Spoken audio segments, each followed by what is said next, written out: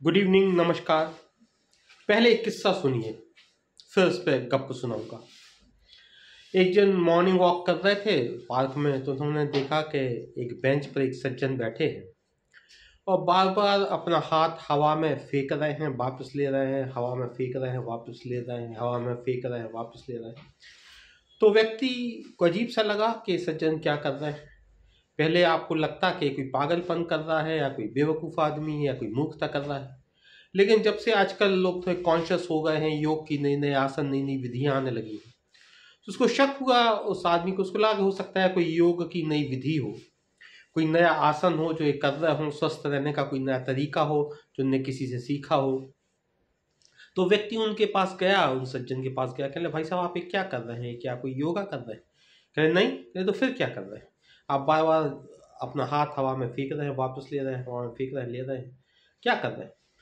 तो उन्होंने कहा कि देखनी मैं बंदरों को चने खिला रहा। तो सज्जन को देखा, आसपास कोई बंदर नहीं थे, पर फिर भी अपनी बात पूरी करने के लिए, समझने के लिए उसने चारों तरफ पार्क में देखा, दूर दूर तक कहीं कोई बंदर तो दिख ही नहीं रहा था। कहले भाई साहब बंदर कहाँ है? तो कहले बंदर नहीं है। कहले नहीं, बंदर कहाँ है? तो उसने कहा चने कहाँ है? तो सज्जन कहले अजीब बात है, ना बंदर है ना चने हैं। यही बात है जो पिछले दिनों मैं आपको बताने जा रहा हूँ कि पिछले दिनों एक समाज सेवी, एक नए नए दार्शनिक आए, उन्होंने कहा कि लोगों को 7 दिन काम करना चाहिए और 90 घंटे काम करना चाहिए। संडे को भी ऑफिस आना चाहिए, दफ्तर आना चाहिए। अपनी पत्नी को नहीं मत देखो भाई, कितना देखोगे, पत्नी को मत निहारो, ऑफिस में आके काम करो। तो उन समाज सेवी भाई साहब से मुझे कहना था, उन्हीं के लिए गप है भाई साहब। अब ना वो आंखें रही, ना वो फुर्सत रही, ना वो मजा रहा, और ना वो पत्नी रही। ना वो आंखें रही जिससे देखें, ना वो फुर्सत रही, ना बेफिक्री रही। जिंदगी में इतने तनाव हैं, इतनी परेशानियां हैं, और ना वो पत्नी रही 25 साल 30 साल पुरानी वाली, जो 20 22 23 साल की पत्नी होती थी, उसको देखने में ही मजा आता था। ना वो आंखें न है, ना वो पत्नी। फिर आप पूछेंगे कि फिर बात क्या है, माजरा क्या है? पहली बात तो उसे उन भाई साहब जी को समझनी चाहिए, वो जो नए नए फिलोसोफर आए हैं, नए नए दार्शनिक आए हैं, नए नए समाज सेवी आए हैं, कि हम जो पति लोग होते हैं ना, तो संडे को घर में रुककर पत्नियों को नहीं देखते, पत्नियां हम लोगों को देखती हैं। और पत्नियां क्या देखती हैं वो आप सबको पता है, पूरे हफ्ते भर की गुस्सा उतारती हैं, बहुत सारी चीज़ें वो लिख लिख के रखी रहती हैं, और वो सारी गुस्सा जो है अपने पतियों पर उतारती हैं। और वो गुस्सा पतियों पर ना उतारी जाए तो कहाँ उतरेगी? वो उतरेगी परिवार वालों पे, वो उतरेगी मोहल्ले वालों पे, वो उतरेगी समाज पर। तो वो गुस्सा, वो जो विष शिव पी लेता है, नीलकंठ बन जाता है, और वो विष समाज में फैलता तो कितनी परेशानी हो जाती। इसीलिए वो गुस्सा, वो आक्रोश, वो नाराजगी जो पति सहन कर लेता है, अगर वो ना करे तो परिवार वालों पे, मोहल्ले वालों पे और समाज वालों की आफत हो जाएगी भाई साहब। आपको ये बात पता नहीं है। इसलिए बहुत जरूरी है कि संडे को जो है पति घर में रहे और पत्नियां उसे देख लें। वो देखती क्या है, उनको लगता है कि भाई साहब बहुत ठंड पड़ रही है, इसके लिए पति जिम्मेवार है। सूरज नहीं निकल रहा है, इसलिए पति जिम्मेवार है। बालकनी इतनी छोटी है, कपड़े की रस्सी नहीं बंध पा रही है, सूख भी नहीं पा रहे हैं, पति जिम्मेवार है। कचरे वाले ने काम बदल लिया है, अब कचरा वाला आ ही नहीं रहा है। काम वाली को सर्दी हो गई है, वो भी नहीं आ रही है। माता जी बहुत परेशान है, उनको डॉक्टर के पास ले जाना है, घुटने में दर्द है। तुमने किस ऑटो वाले को बोला था, पूरा हफ्ता निकल गया, वो ऑटो वाला आया ही नहीं। जो ससुर जी हैं, उनकी कफ की दवाई कैसे ला के दी थी, इस बार खांसी ठीक नहीं हो रही।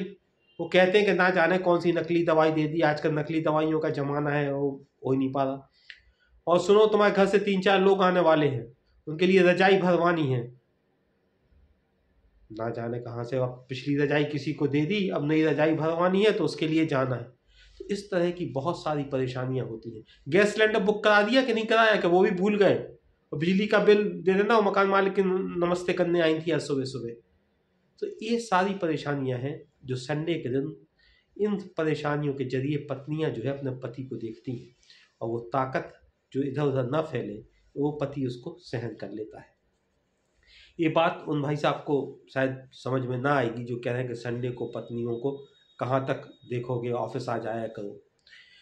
एक हमारे यहाँ एक कहा जाता है, एक किस्सा है छोटा सा, कि एक संडे को एक पति बैठा था अपने घर में, तो उसका बच्चा रोता हुआ आया। तो पति कह रहा, बेटा क्या हो गया, क्या हुआ? तो कह रहा, पापा, उसने बुंदेलखंडी में कहा, पापा शेर ने मारो है, बस शेर ने मारा है।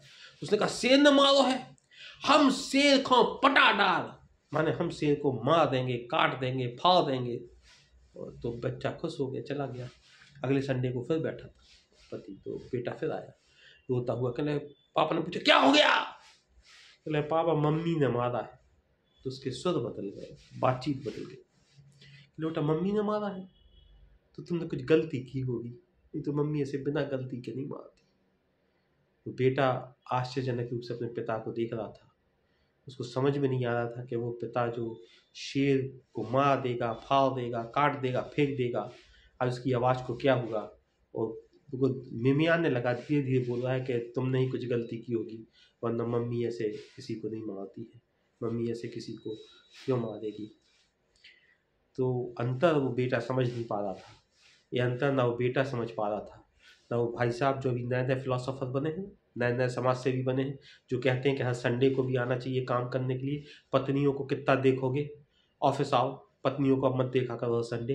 ये बात उनको भी समझ में नहीं आ रही, उस बच्चे को भी समझ में नहीं आ रही थी, और उन भाई साहब को भी समझ में नहीं आ रही है जो हर संडे को लोगों से कहते हैं कि ऑफिस आओ, काम करो। आज की गप्प में बस इतना ही, और आगे अपन फिर बात करेंगे चू चू की गप्पों में। नमस्कार।